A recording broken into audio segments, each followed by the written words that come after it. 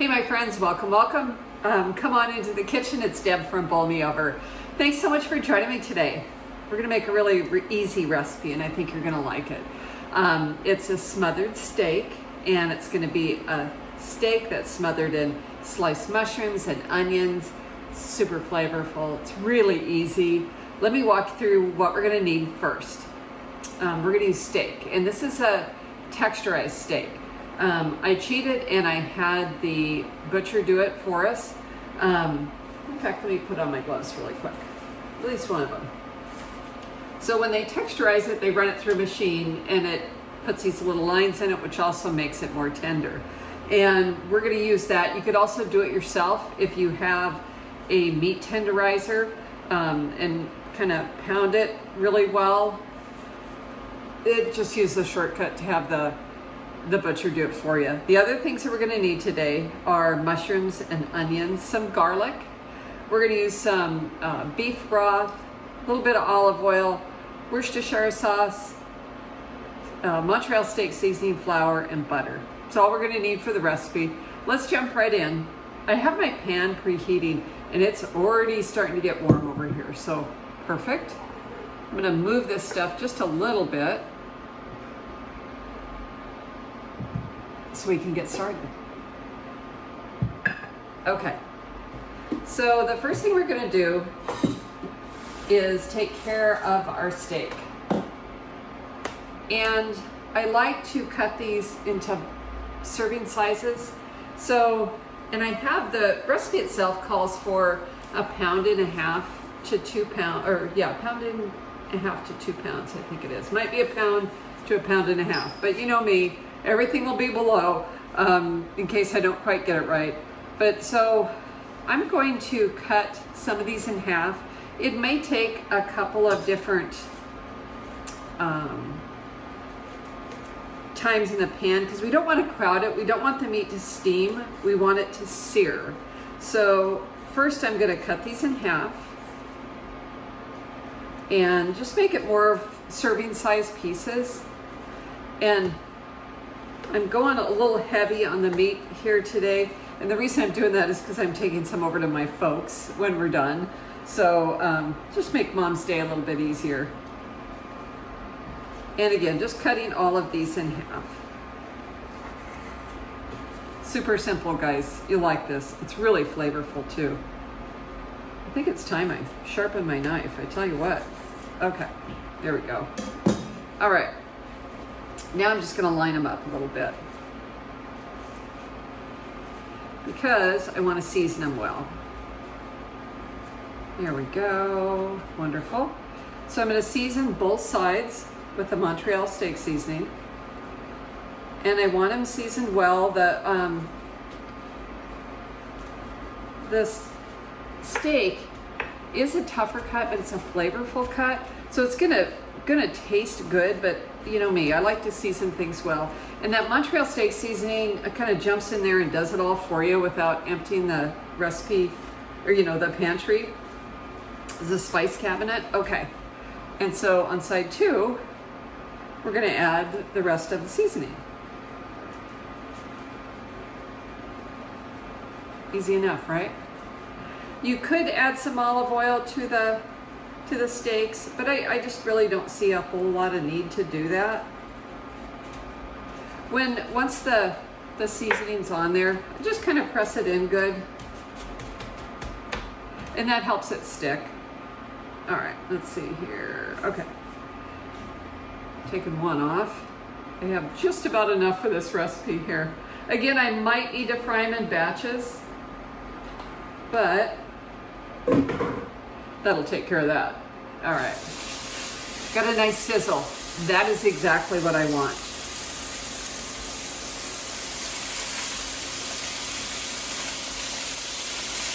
We'll know this is ready to turn over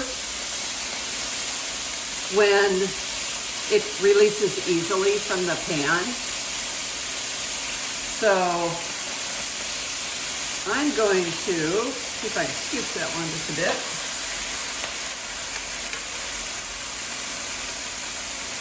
See if I can fit one more in there.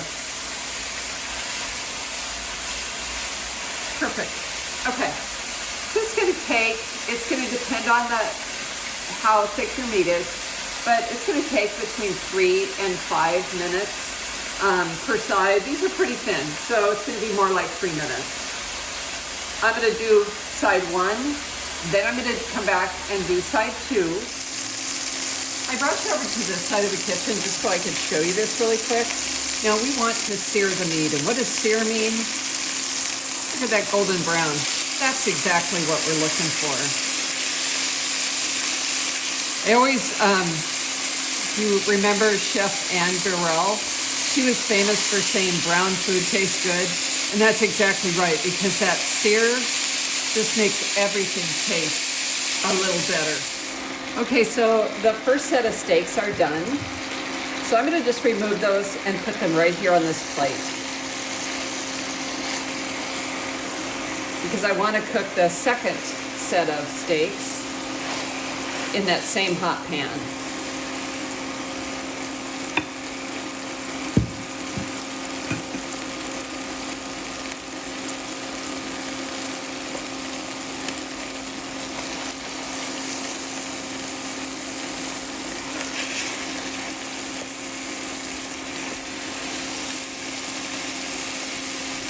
You see how that's fitting?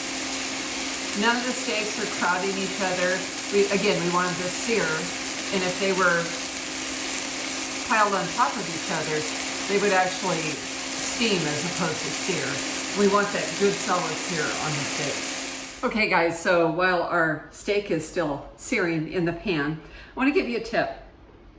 You bring these home from the store and they look clean and everything, right? And no, you need to wash them first.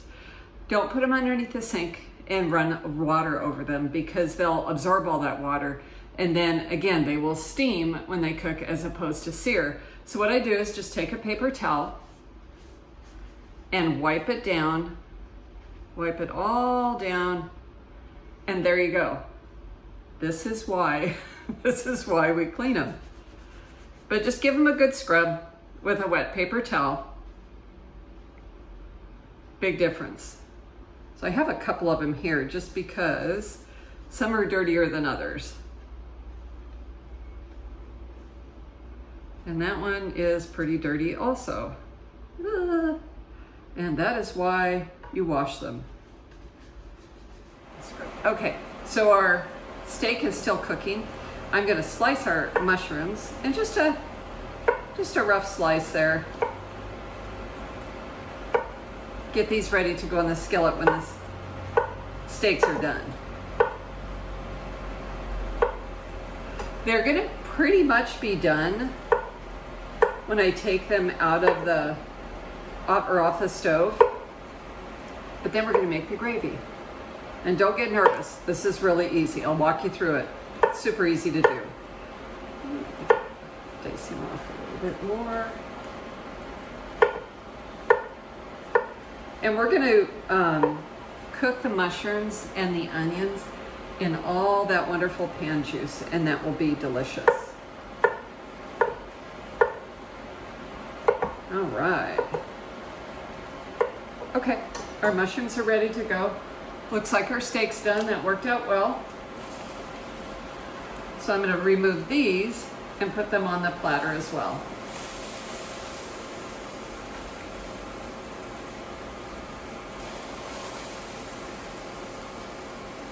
And what's good about this is now we have some wonderful, there's some olive oil in there, there's some seasoning in there, some of that wonderful kind of steak fat too, so there's some good flavors going in there. And I'm going to put this in the pan. It's over medium heat. I had it on medium high when we seared the meat, so I'm going to let the mushrooms kind of cook and do their thing, and slice the onion really quick. And we don't need anything special here, just a rough slice.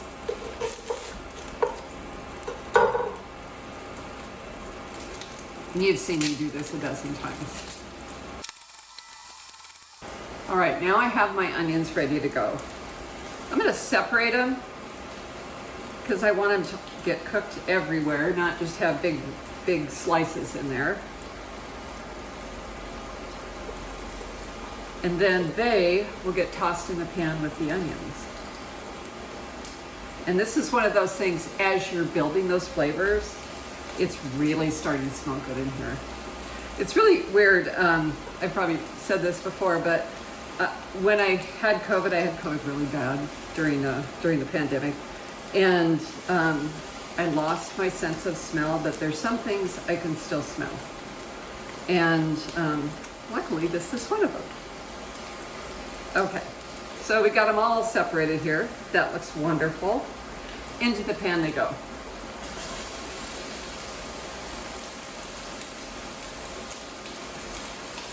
Maybe give it a little stir.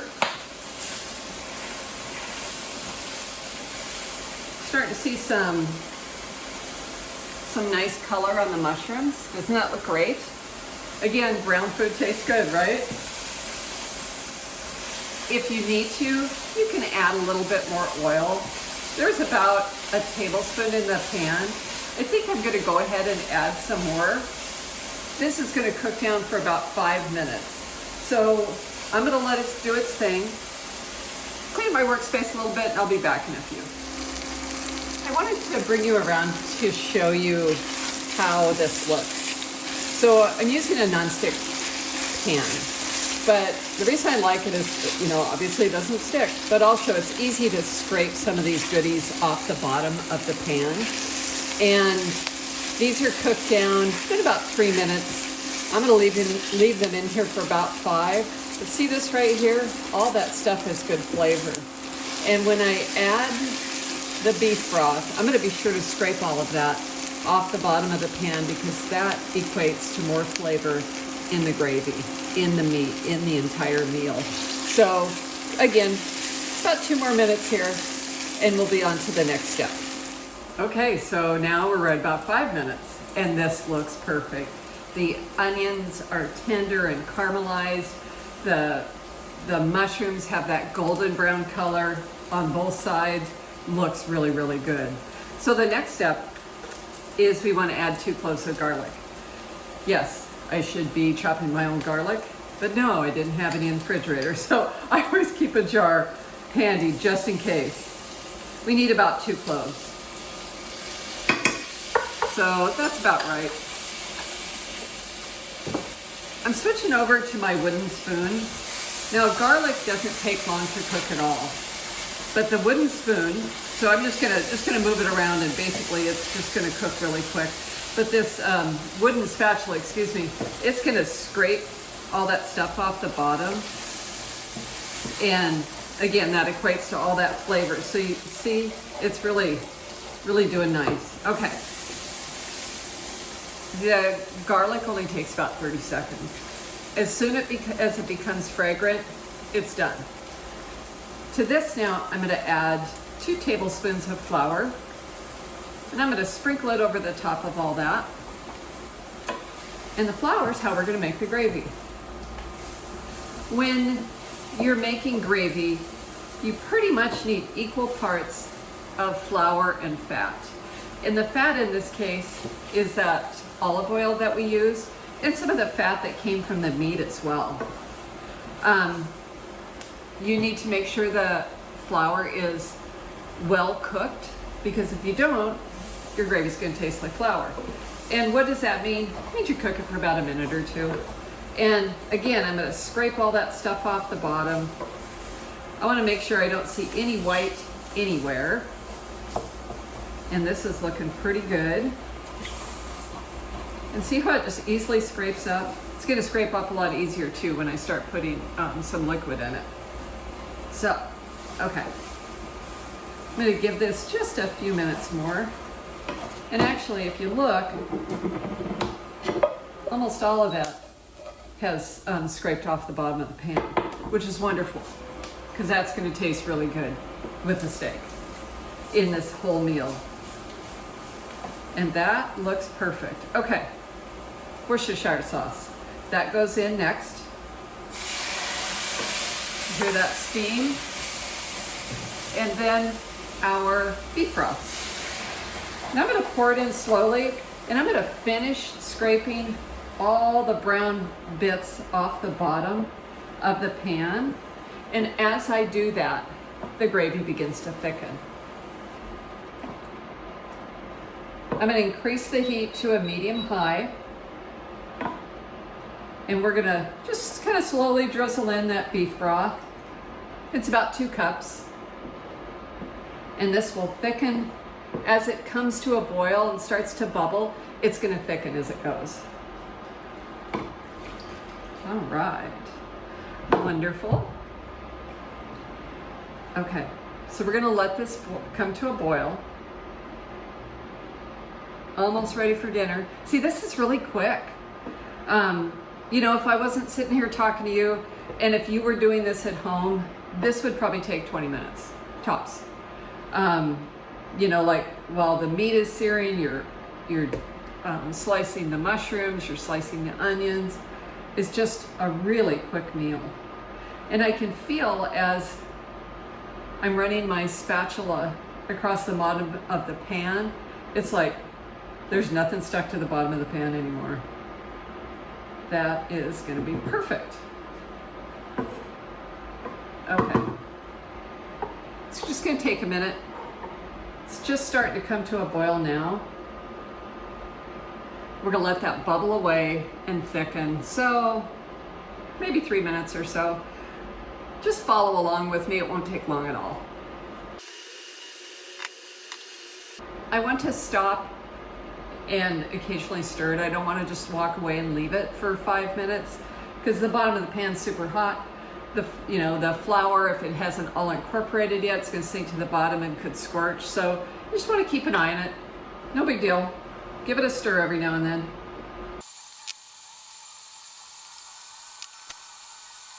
Boy, does that house smell good. Okay, I know this is bubbly and super hot, but I want to taste the seasonings because now is a great time to season. If you need a little salt, you need a little pepper.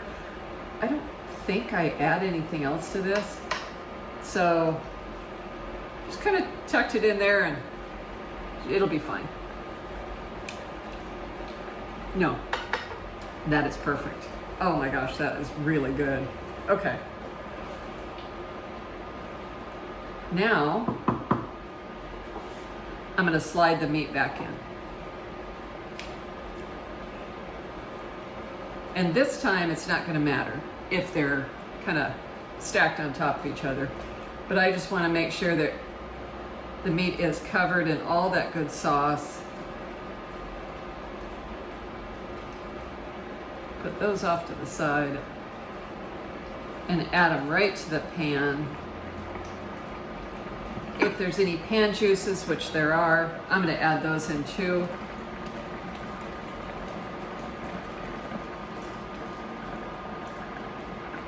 And at this point, I'm gonna decrease the heat to low, and I'm just gonna let it just barely bubble on the stove for a couple of minutes, just so they can incorporate all the flavors, that wonderful gravy, to the steak. I'm gonna let that do its thing, kind of hang out for a few minutes, and we'll be back. As I was cleaning up my workspace, I realized I forgot one thing, and that's the butter. Adding, it's not totally necessary, but it's that that part of, that tastes good. It's gonna make the gravy glossy. It's gonna give it a little more flavor. And we're just gonna add it in and let it soak up all that goodness. Give it just a few minutes, and I'll be back. We're gonna try it. You'll see how good this is. Okay guys, what do you think? Doesn't that look amazing? I'll bring over closer to take a quick peek. Look at how wonderful that looks. Look at those mushrooms on top and all that gravy. Yum. Great meal. All right. Proof's in the pudding though. Let's give it a try, okay? So I saved just a little piece off to the side. And oh, I did well. That's perfect. I have meat, I have mushrooms, I have onions, and that's why it's called smothered steak. Now, when you're making this for dinner, oh my gosh, that's so good. You'll want to make it like some potatoes, some mashed potatoes, baked potato, egg noodles, that would be terrific with this because that brown gravy, it's delicious. Let's give it a try.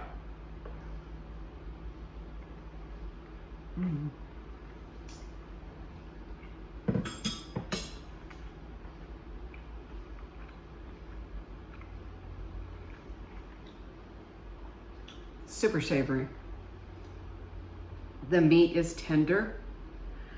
Having the butcher do the legwork rather than pounding it out, huge time saver there, especially for busy weeknights. Guys, this is terrific. I hope you give it a try. And like just some potatoes, mashed potatoes, some noodles, fantastic with it because that gravy is killer and so easy to make, right? Bet you never thought gravy would be that easy. That's it for me for today. It's Deb from Bowl Me Over. Now don't forget, if I missed giving you an actual amount, which I do, check the description below. Just hit see more.